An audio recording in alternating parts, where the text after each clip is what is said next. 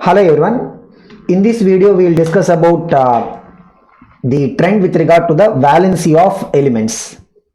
Now before we go and look at the trend of valency, we will need to understand a bit about how do we define this valency. So generally when we talk about the valency of elements, right, the valency is defined either as electrovalence, which we will use in the case of ionic bonding, or covalence, which we can also call it as covalency. Okay, this is used in the case of the covalent bonding. Now while the original understanding of how an element will participate in chemical bonding has evolved through the idea of valency, nowadays what we will mostly talk about is we will talk about this oxidation number. So if you look at the understanding of the chemical behavior of an element, right, so nowadays we'll mostly look at it in terms of what? The oxidation number. So what is oxidation number? We will be learning about it in the redox reaction chapter. So in redox reaction chapter we'll cover in detail about what is this oxidation number, how do we measure the oxidation number, and all these things. But here what we'll do is we'll focus on the valency. So first look at what is this electrovalence. If we talk about ionic bond or an electrovalent bond, what is the other name for the ionic bond? It is also called as what? Electrovalent bond. What happens if you take, say for example, sodium chloride? There will be the positive ions and negative ions which are attracted towards each other by what? The electrostatic forces of attraction. So the negative and positive ions, right, they will be stabilized because of the electrostatic force of attraction. Now in ionic bond, when you look at what is there will be ions. The species that are there are what? Ions. Electrovalence is nothing but the charge on the respective ion. Again, when we go to chemical bonding chapter, right, we'll discuss a little bit more about it. But here when we want to look at what is this electrovalence is nothing but what? The respective charge on the ion. So if you look at NaCl, right, so Na will have a unit positive charge and Cl will have a unit negative charge. So the electrovalence of sodium, we will say it is +1. We will take it along with the sign. Electrovalence of chlorine, we will take it as what? -1. So this is how the idea of electrovalence is defined. Similarly, if you look at magnesium chloride, we will have Mg2+ ions and Cl- ions.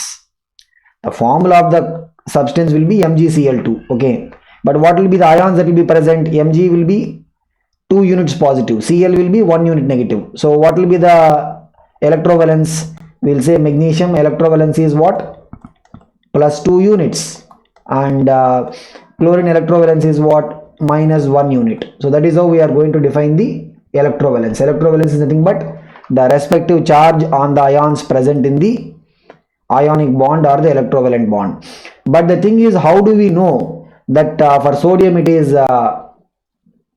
+1 and for chlorine it is -1, magnesium it is +2, like that? How do we know? So this we will be able to know based on the electronic configuration. So particularly the outermost shell. So if you look at the outermost shell electronic configuration, right, then based on that we will be able to conclude what could be the electrovalence of the particular element. See, if you talk about the first group, right, what is their arrangement? They'll have NS1, that is the outermost shell. Second group is what? NS2, means they have number of valence electrons. So we'll put valence electrons here, 1, 2. Then here this analysis of electrovalence and covalence, right, is mainly done for the representative elements. 13th group, they'll have what kind of structure? NS2, NP1, number of valence electrons is 3. 14th group, number of valence electrons is 4. 15th group, number of valence electrons will be 5. 16th group, number of valence electrons will be 6. 17th group, number of valence electrons will be 7. 18th group is anyway chemically not reactive, so we will not consider much about it. Now the thing is, when ionic bonding is formed, it forms because of the loss or gain of electrons. So the 17th group element, that is just one short of octet, because 7 electrons are there. If it is gaining 1 electron, means what? It will reach the octet. So octet will give stability for the elements. I mean, that is the basis of what we call as the octet rule. So if the elements are able to achieve this 8 electron structure in the outermost orbit, then that is supposed to give stability for the species. So as a result of it, right, what the ionic bonding or electrovalent bonding theory proposes is that the 17th group element, they'll have a tendency to gain 1 electron. 16th, right, they can easily gain 2 electrons. 15th, they will have to gain 3 electrons. So accordingly, what would happen? The 17th group electrovalence, because they are gaining, means what? It will be -1. 16th group, it will be what? -2. 15th group, it will be minus, they have to gain 3. 14th group, there will not be much tendency of gaining or losing electrons. If you come the other side, right, first group, they will be having 1 electron, so they can easily lose. How they will achieve octet? By losing. If you look at the sodium arrangement, right, what is sodium arrangement? 2, 8, 1 in terms of the orbits. First orbit 2 electrons, second orbit 8 electrons, third orbit 1 electron. If it is losing this one, means that entire shell will vanish. Remaining is what? Second orbit will be the now outermost orbit, that is already having an octet. So that is how the first group elements will achieve octet, by losing. So this will lose. So if it is losing, means +1. Second group will lose 2, it will be what? +2. 13th group will lose 3, so it will be getting what? +3, like that. So this is how the idea of electrovalence, the idea of electrovalence of the elements is decided as per the theory of ionic bonding or the electrovalent bond. Okay, and if the 14th group elements, they are participating in the transfer of electrons. Remember this discussion, everything is about what? The ionic bonding, where there will be a transfer of electrons involved. If 14th group are involved in transfer of electrons, if they are gaining electrons, means what? We will take the electrovalence as -4. If they are losing 4 electrons, means we will take it as what? +4. But gaining 4 electrons or losing 4 electrons is going to be energetically a difficult process to achieve, because if you talk about losing 4 electrons, right, we have to supply that much amount of ionization energy, IE1, IE2, IE3, IE4. And even for the gaining, right, only first time when we add electron, we'll get the electron gain enthalpy negative. We have seen in the example of oxygen also, right? Second electron added to oxygen itself, energy will not be released, energy has to be supplied, so it is difficult to even gain more number of electrons. Okay, so this is about the trend in terms of the electrovalency. So first group, what is it? +1. Second group, what is it? +2. Third group, 13th group. 13th group can be also called as what? 3A group, as per the old numbering system. 13th group, it is what? +3. Then other side, 17th group, what is it? -1. 16th group, what is it? -2, because they are gaining. 15th group, what is it? -3. 14th group, it's difficult to lose 4 or gain 4, but if at all they are losing 4, means what will be the electrovalence we will take? Losing 4 means we will take it +4. Gaining 4 means we will have to take -4. Okay, so this is about the trend with regard to electrovalence or electrovalency. Now let us talk about the other side of the story. What is it with regard to the covalent bonding? So what do we call it as? We will call it as covalency. So what is this covalency? It is the number of electrons contributed by an atom. First of all, what is a covalent bond? If you have a covalent bond between the atoms A and B, A will provide 1 electron, B will provide 1 electron, and that will be forming what we call as a shared pair or bond pair of electrons. What do we call it as? We will be calling it as a shared pair or bond pair of electrons. Okay, now if the atom is contributing certain number of electrons towards sharing, so sharing can happen with just one other atom, or it can happen with multiple atoms also. The number of electrons contributed by an atom of an element for sharing with other atom or other atoms in a covalent bond, that is what we will call as covalency. Okay, so in a way we can also understand this as the number of single covalent bonds, the number of single covalent, because every time it is giving 1 electron means it will form one single covalent bond. Number of single covalent bonds formed by the atom, that is how we can look at it. Okay, now in covalent bond we will also talk about what we call as a double bond. So double bond means what? each of these atoms, like A is there, B is there, they will be sharing 2 electrons. We also have the concept of a triple bond. So each of these atoms is sharing 3 electrons. Okay. Now in this case, right, in the case of double bond, the covalency of A is going to be taken as what? 2, because it is forming 2 bonds. Double bond is like what? 2 bonds. If it is forming triple bond means we will take the covalency as what? 3. Now the difference between what we have discussed in the case of electrovalence and covalency is, here we don't talk about the plus minus concept, because it is after all about what? It is about the sharing. Okay, so here the plus minus concept will not be coming. Now how are we going to find out what is the covalency? Okay, so we can find out the covalency also from the same analysis, which is our number of valence electrons.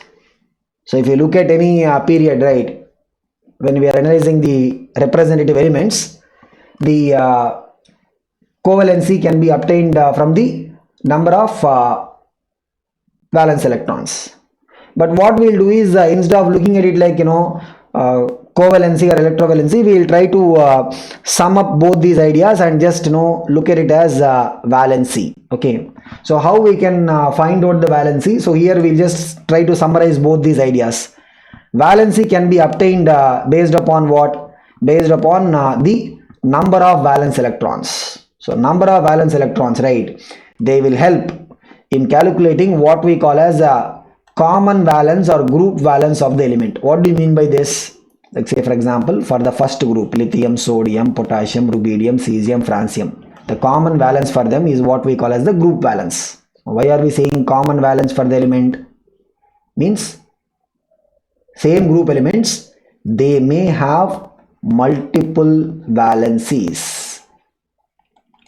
They may be having multiple valencies. Okay, but all of them would definitely show one particular value of valency, and that is what we call as the group valence. Okay, and how do we obtain the group valence? We'll obtain the group valence from the number of valence electrons. Okay, and if you look at it, right, the group valence of elements is either equal to the number or 8 minus valence electrons, which means what? It is either equal to number of valence electrons or 8 minus number of valence electrons. The group valence, right, is equal to what? Number of valence electrons or 8 minus number of valence electrons. So we'll try to understand this with the actual elements which we'll consider here. Okay, so look at it. What are the elements that we are considering? We are looking at the first group, second group, then 13th, 14th, 15th, 16th, 17th, and of course 18th. Okay, so 18 we'll anyway take it out separately, but yeah, so if you talk about the groups given over here, right, what we see is the first group, it will have ns1 structure. Second group will have what? Outermost ns2 structure. 13th group will have what? ns2 np1. It will have 3. So the number of valence electrons is what? 1 2 3. Now when we have given the idea of electrovalence, what is the idea that we pitched there? Like the first group will be able to lose 1, second group will be able to lose 2, third group will be able to lose 3. Okay, now here when we talk about the idea of covalent bonding or with regard to covalency, right, here the plus minus will not be coming into picture. So with 1 electron, how many bonds? Say for example, lithium is having 1 electron. How many bonds it can form? It can only form 1 bond, right? Because it can only give 1 electron for the sharing. If there is another atom A, how many electrons lithium can provide for sharing? Only 1, which means lithium can form 1 bond. That's why we will take it as what? Valence is 1. The second group elements, whether it is beryllium or magnesium, they'll have 2 valence electrons. How many bonds they can form? Because each electron can be used for 1 bond, isn't it? They can form how many bonds? 2 bonds. 13th group, they have 3 valence electrons. Okay, which means how many bonds they can form? They can form 3 bonds. 14th group, they have 4 valence electrons, which means how many bonds they can form? They can form 4 bonds. 15th group, they have 5 valence electrons. Now the thing is, when we talked about the electrovalent bond or ionic bond, right? What is the thing that we discussed? Electrovalent bond or ionic bond case. We said that since they have 5 electrons, they will be gaining 3 electrons so that they can reach octet. That is why we said that electrovalency is what? -3, like that. So here when we are talking about the covalent bonding, right? Same way, when an element is forming 3 bonds, we will learn about this idea in the covalent bonding, chemical bonding chapter. Okay, if it is forming 3 bonds, means look at it, it will be having 3 electrons given for the bonding. The element A is giving what? 3 electrons for the bonding. It will form 3 bonds. Now after forming 3 bonds, right, what we would see is it is having 5 valence electrons. 3 electrons are given for the bonding. Remaining is what? 2 electrons with it. If you count what is the total number of electrons available as per the covalent bonding theory, right, the shared pair of electrons also will be counted for the respective atoms. Means if say for example A is forming, like say bond with 3 hydrogens, we can think of it like what? Example of ammonia. Nitrogen will form 3 bonds with hydrogens. Okay, now when we want to look at what is the remaining electrons, because nitrogen has given 3 electrons for the bonding, right, each hydrogen is also giving 1 electron. The remaining electrons on nitrogen is what? 2, because total number of electrons of nitrogen originally is 5. Now after the bonding, if you calculate what is the total number of electrons that is under the influence of nitrogen, we will count nitrogen's own 2 electrons and also the bond electrons. Totally we will see that it is becoming what? 8. So this is how the covalent bonding theory explains the achievement of octet. So the 15th group, just like we have seen in the case of electrovalency, is what? -3. Same way they can form 3 bonds and reach octet. 16th group, right, they can form 2 bonds and reach octet. 17th they can form 1 bond and reach octet. We will discuss about it in the chemical bonding chapter. Okay, at the same time, since they have 5 valence electrons, right, they can use all the 5 valence electrons to form bonding, like PCl5. Phosphorus is forming how many bonds? 5 bonds. Similarly, the 16th group, they can use all the 6 valence electrons for forming bonding, SF6. Sulfur can use all 6 electrons. 17th group, they can also use all 7 electrons for bonding. Okay, so if you look at example of compounds like IF7, iodine is bonded to 7 fluorines. Means iodine is using all of its 7 valence electrons for bonding. Means what will be the valency there that we talk about? It will be what? 7. So the point is, when we look at the valency, right, what are we saying? Valency is either equal to the group number. So group number, or we can say it is equal to number of valence electrons. So first group and second group, right, it is equal to number of valence electrons.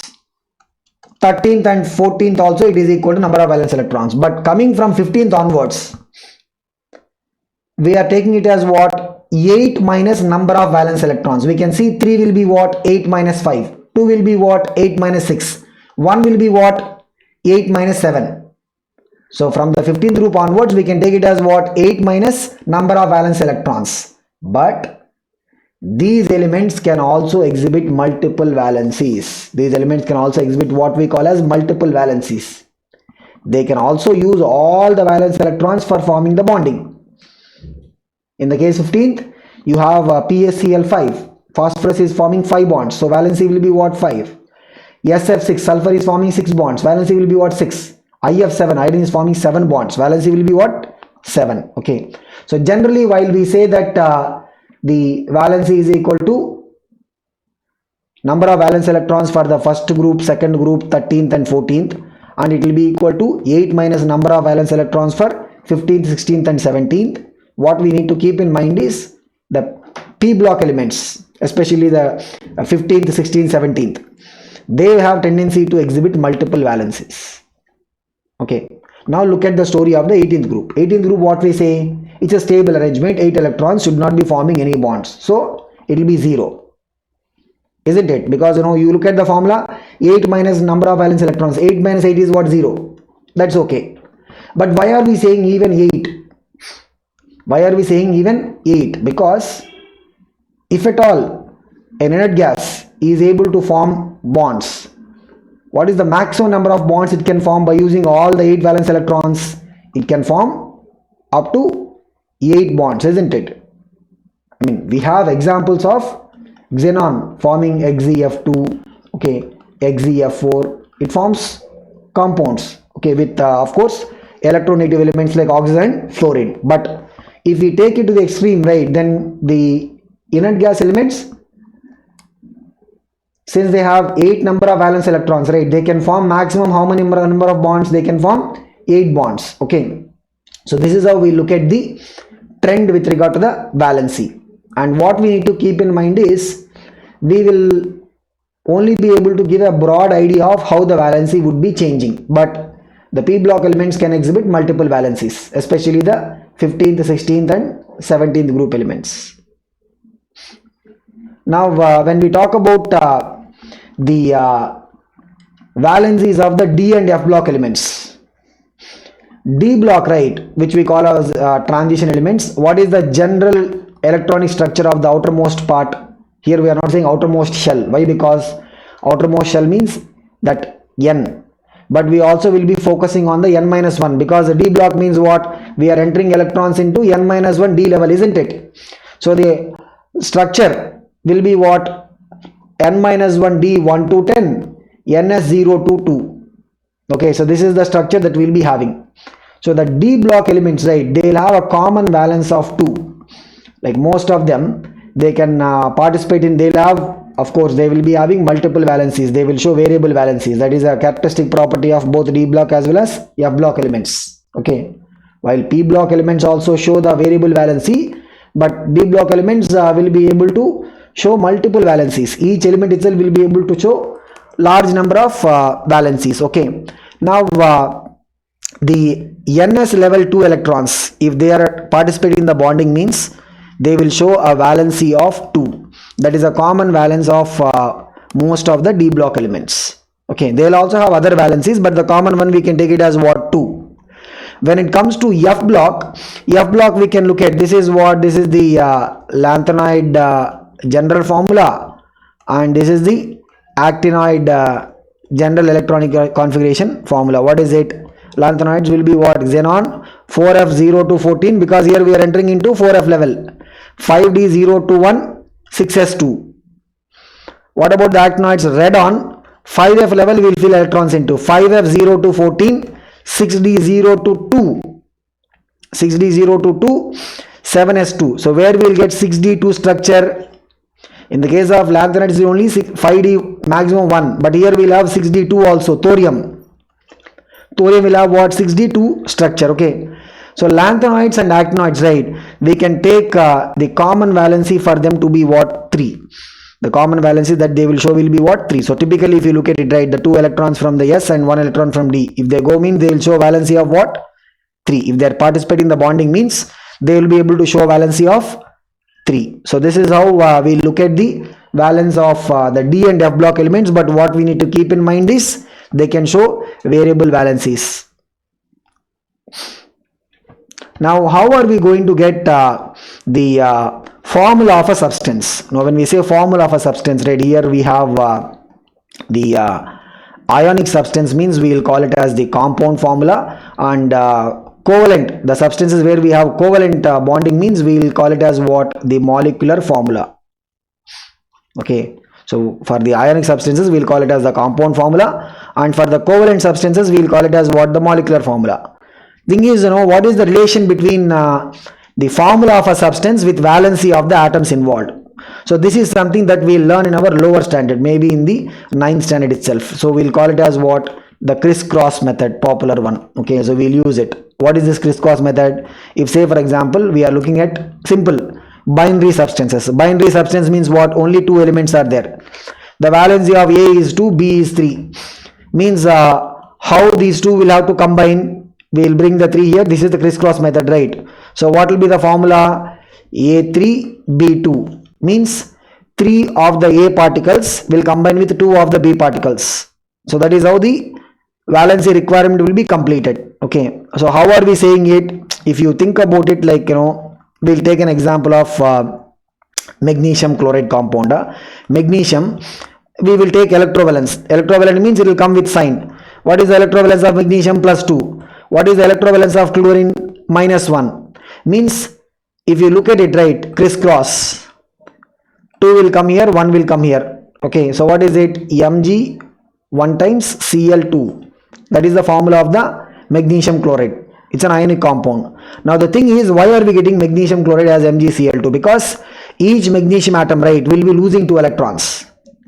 And the 2 electrons can be taken by how many chlorines? They can be taken by 2 chlorines. That is why the compound formula will be what? MgCl2, like that.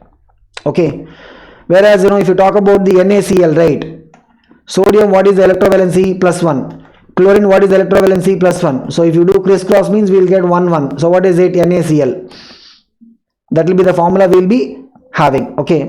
So this is how we are going to get the formula of a substance, whether it is a molecular substance or an ionic compound, using the crisscross method. Now what we'll do is we'll look at some of the common hydrides and oxides. So hydrides means what? The compound formed with hydrogen, and oxide means what? The compounds formed with oxygen. So which elements we are focusing on? The first group, second group, 13th, 14th, 15th, 16th and 17th. So look at this first group, right? What is the formula of the hydrides? LiH, NaH, KH. All valency is what? 1. Second group, CaH2. Valency we can see is what? 2. Because hydrogen, what is the valency? Hydrogen valency is 1. Okay. 13th group valency is 3. We can see AlH3. Aluminium valency is 3. Hydrogen 1. Crisscross you do, what you are going to get? Aluminum will be 1, hydrogen is 3. What is the formula? AlH3. Okay. But why in the case of boron we are saying B2H6? Because BH3, right, will be able to easily form what we call as a dimer. We will learn about it when we go to the P block. So in +1, right, we'll have P block 13th and 14th groups. There we'll talk about it. Okay. So the dimer formation will be leading to what? B2H6. 2 BH3 units will combine to form a dimer. Okay, so we'll talk about this even in the chemical bonding also. Just make a note of it. So this B2H6, right, will have a peculiar bonding. So B2H6 will have a peculiar bonding which we call as banana bonding. So what is the name that we give for it? Banana bonding or 3-centered. What is it called as? 3-centered 2-electron bonding. That is what is the name for this, 3-centered 2-electron bonding. Okay, so just make a note of it. We'll discuss about it when we go there. Now come to the 14th. What is it? CH4, SiH4, GH4, SnH4. G is what? Germanium. Sn is what? Tin. Then 15th, you can see they are showing with regard to hydrides, they are showing what? A valency of 3. Because remember what we discussed? 15th group elements, they can show valency 3 as well as valency 5. 16th group hydrides, look at it. They are combining with what? 2 hydrogens only. Look at what it means. Oxygen valency is 2, hydrogen is 1. Crisscross, we will get what? Hydrogen 2, oxygen 1. Okay, like that we will be able to write. Then what about the 17th? They show a valency of 1 when they are forming the hydrides. Now when it comes to oxides, so again you can see oxygen, what is the valency? 2. So oxides means we can see that the lithium valency is 1, oxygen is 2. Crisscross you do, what you are going to get? Li2O. So they show a valency of, all of them they are showing valency of what? 1. But these oxides of the first group, right, we'll call them as simple oxides. What we call them as? Simple oxides. We will see when we go to the S block chapter that the first group elements, right, they can also form peroxides and they can also form superoxides, but that is a different segment altogether. But here, yeah, the valency of the first group we can see is what? 1 only. Second group we can see what is the valency here? 2. But why is the formula coming as MgO? So magnesium we are saying valency 2. Oxygen the valency is what? 2, right? But why are we writing the formula not as? So if you do the crisscross method, right, what we must be getting? If you do the crisscross method means we should be getting it as what? We should be getting it as, if magnesium the valency is 2, oxygen valency is 2, we should be getting it as what? Mg2O2, right? But why are we saying MgO? Because we will always take the simple ratio. After the crisscross method, right, we will take the simple ratio 1:1. Okay.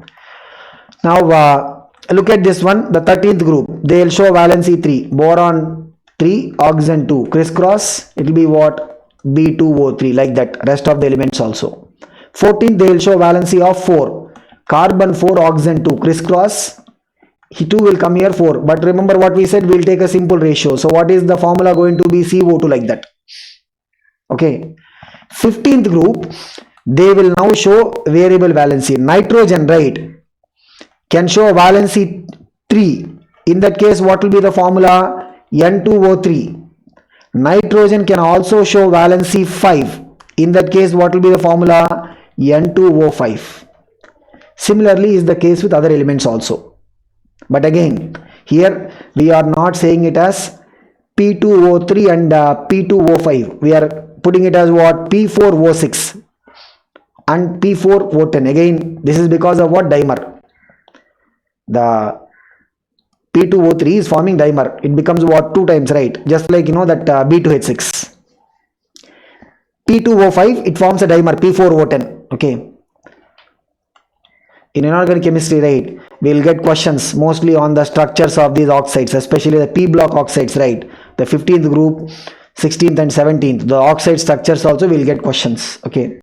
Now coming to the 16th group, their oxides, right, we can see they are showing what? Here they are showing valency of 6. Look at it. Sulfur, valency 6, oxygen 2, crisscross, 2 will come here, 6 will come here. Simple ratio means what? 1:3, right? So what is the formula? SO3. So they are showing a valency of 3. But we also have SO2, isn't it? Sulfur dioxide is also there, right? Which means what? The sulfur can show variable valency. So not only the ones that we discussed there. So there, what is it that we discussed? We said the 16th group elements, they can show a valency of either 2 or 6. But as I said, they can show multiple valencies. Now 17th group, right, they also will be able to show multiple valencies. Like you can see here in the particular oxide that we are representing here, right, we are not representing all the oxides, we are representing chlorine oxide. So what is the oxide we are taking? Chlorine also will form multiple oxides. It is not like chlorine is only going to form Cl2O7. Chlorine can form multiple oxides. We will discuss about them when we go to the P block, inorganic chemistry, when we study it, right? But if you look at this Cl2O7, what it means? Chlorine, the valency is 7, oxygen it is 2. So you do crisscross, what you are going to get? Cl2O7. In Cl2O7, what is the valency of chlorine? It is what? 7. Okay. Now the other thing that we will sometimes be required to do is from the given formula, right, can you get back the valencies? How will do? We have to do a reverse crisscross, that's it. See, if you have Cl2O7, we have to get back the valencies of these elements. What you will do? You do reverse crisscross, that's it. So 7 will go here, 2 will come here. Means what? Valency of chlorine is 7, valency of oxygen is 2, like that. Okay. So this is about the identification of valency of the elements based on the hydride and then oxide formula of the representative elements. Okay. Now what we'll do is we'll quickly look at some examples so that we can check how good we are able to grasp this idea. So look at it. Using the periodic table, predict the formulas of compound which might be formed by the following pairs of elements. So look at the first one. What is it? Silicon. Where silicon will belong to? It belongs to 14th group, isn't it? Carbon family. So what is the valency there for? Bromine. Where it belongs to? 17th group. What is the valency for this? 1. So when silicon and bromine, they are combining. So silicon valency is 4, bromine is 1. Crisscross. 1 will come here, 4 will go there. So what will be the formula? SiBr4. That is silicon bromide. Look at the B part. What is the B part? Aluminum and sulfur. Aluminum. Where aluminum belongs to? 13th group, right? 13th group, the valency is what? 3. Sulfur. Sulfur belongs to where? 16th group, oxygen family. Okay. So we will take the valency as 2. So if you take the valency as 2, right, then what will be the formula? Look at this. Aluminum is 3. Sulfur is 2. You do crisscross. What you are going to get? 2 will come here, 3. So Al2S3. That is what? Aluminum sulfide. Like the way we have oxide means the valency of oxygen is 2. Sulfide means the valency will be what? For the sulfur the valency will be 2. Okay, so this is about the silicon and bromine compound and aluminum and sulfur compound. Now the other thing is when we talked about the variable valencies, right?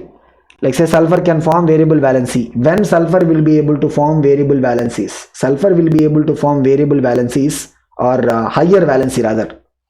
Okay, it will be able to form higher valencies when sulfur is bonded to a more electronegative element. So just make a note of it. We'll discuss about this point again when we go to the respective groups. So higher valencies, right? Higher valencies, when they will come when bonded to high electronegative elements. Okay, so here sulfur is not bonded to highly electronegative element. Sulfur is bonded to what? Aluminum. Whereas when sulfur is bonded to oxygen, we are able to see sulfur bonding to oxygen means what? Oxygen is second highest electronegative element. So sulfur can go up to what? Maximum it can go up to valency of 6. That's why we get the formula SO3, isn't it? So this is another point that we can make a note of it. Okay, now let us look at another question. Predict the formulas of the stable binary compounds. That's what we are saying, right? Mostly this getting the formula of the compound or substance, right, is valid for what? The binary substances. We have to predict the formula of a stable binary compound that is formed by the combination of the following pairs of elements. So look at it. A is what? Lithium oxide. So we'll just go one by one. Lithium is what? Valency 1, oxygen valency 2. Why lithium is 1? Because it belongs to first group. Crisscross, what you are going to get? 2 will come here, 1 will go there. So what will be the formula? Li2O. Next we will go to B. Magnesium and nitrogen. Magnesium, it is group 2. Valency is 2. Nitrogen can form variable valency. It can form 3 as well as 5. But here nitrogen is bonded to what? Less electronegative element. Means it will only show 3. So look at the crisscross method. 3 will come here, 2. So what will be the formula? Mg3N2, magnesium nitride. Then we will go to C. Aluminum and iodine. Aluminum is what? 3. Iodine 1. Because again 17th group iodine, they can show multiple valencies, but when they will show when they are bonded to a highly electronegative element. Okay, like if iodine is bonded to fluorine, iodine can even show valency of 7, but not with aluminum. Aluminum is a metal, right? Less electronegative. Okay, so look at this. 1 will come here, 3 will go there. What is the formula? AlI3. That is aluminum and iodine compound formula. We will go to D. Silicon oxygen. Silicon. What is silicon? Silicon is where? It is in the carbon family, right? So valency 4. Oxygen is what? 2. So crisscross. 2 will come here, 4 will go there. But we will take a simple ratio, means what? 1:2. So it will be what? SiO2, just like our CO2. Okay. Then we will go to E. E is what? Phosphorus and fluorine. Phosphorus and fluorine, right? So phosphorus, what is the valency? It can show valency of 3 as well as 5. Fluorine, what is the valency? 1. If you take phosphorus 3, right, what we are going to get? 3 will come here, 1 will come here. So what we'll have? We'll have P of 3. If you take phosphorus, because fluorine is highest electronegative element, isn't it? So phosphorus can go up to 5. So if we take 5, right, what we are going to get? We are going to get 1 here, 5 here. We will get what is the formula? P of 5. So phosphorus and fluorine, you can have both P of 3 as well as P of 5. Similarly, phosphorus and chlorine, we can have both PCl3 and PCl5. Okay, phosphorus trifluoride, phosphorus pentafluoride, like that we will call. PCl3 will be what? Trichloride. Okay, PCl5 will be what? Pentachloride. P of 3 is what? Trifluoride. P of 5 will be what? Pentafluoride. Okay, now we'll go to the F. F is what? They are not even telling what is the element. They are saying element with atomic number 71. And fluorine. What is the element with atomic number 71? The 71 is nothing but lutetium. What is the 71 element? It is lutetium. So where is this lutetium? Lanthanoids, right? So what are the lanthanoids? Lanthanoids are what? Cerium to lutetium. These are the lanthanoids. Okay. So when we look at the lutetium, right, it's a part of the lanthanoid, and we already discussed about it, right? For the lanthanoids, what is the common valency that we'll observe both for the lanthanoids as well as actinoids, right? We can observe a common valency of what? 3, which means if you take lutetium as 3 and fluorine as 1, what will be the crisscross method? 1 will come here, 3 will go there. What is it? LuF3, lutetium trifluoride. Okay, so this is the binary compounds and the respective formula based upon the valencies. Okay, and as I said, some of the elements, they can form multiple compounds by combining in different manner. Okay, so when there is a chance, in that case of phosphorus and fluorine, right, what we are able to see? We are able to see that PF3 can be formed as well as PF5 also can be formed like that. Okay, so this is what we have to cover when it comes to the trend with regard to the valency of the elements. So what is the main aspect here when we look at the corresponding number of valence electrons? Valency will be decided by the number of valence electrons. Generally what we can say, valency will be equal to the number of valence electrons, which is mostly the case up to the first group, second group, 13th, 14th. So from 15th onwards we can take it as what? 8 minus the number of valence electrons. But 15th, 16th and 17th group elements, right, they have the property or ability to show multiple valencies, just like the case with the D block and F block elements also. But when an element has to show a higher valency, right, it should be bonded to what? A more electronegative element. Like, some of the example that we discussed, right, in the case of phosphorus with hydrogen, it will only show pH3, but with chlorine, right, it can show both PCl3 as well as PCl5. It can go to higher valencies. Similarly, iodine, when it is bonded to say a metal, iodine valency will be what? 1. But when iodine is bonded to a highly electronegative element like fluorine, iodine can show a maximum valency of what? It can show a valency of 7 in the compound IF7, like that. Okay, so this is another point that we need to keep in mind. And this is about the trend with regard to the valency of the elements, and we'll see in the next part video.